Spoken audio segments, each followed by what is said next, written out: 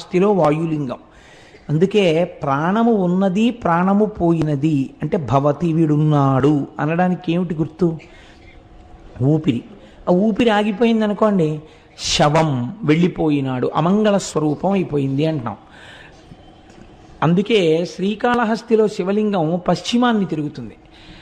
అక్కడ పశ్చిమాన్ని తిరిగితే గుర్తు ఏమిటంటే పశ్చిమం సూర్యాస్తమయం. శ్రీకాళహస్తి వెళ్ళి నమస్కారం చేసినటువంటి వాడికి ఆఖరి ఊపిరి నడుస్తుండగా ఈశ్వరుడే ఆ ఊపిరిని భగవత్ సంబంధమైన నామముగా మార్చి వీడు చిట్ట చివరి ఊపిరిలో ఈశ్వరనామం చెప్పాడు కాబట్టి వీడిని నా పాదాల దగ్గర పెట్టుకుంటున్నానని తాను తీసుకుంటాడు. కాబట్టి పశ్చిమానికి తిరిగి శ్రీకాళహస్తిలో ఉంటాడు. అంతర్లీనముగా అది మనకి జరిగే ప్రయోజనం అది వాయులింగం.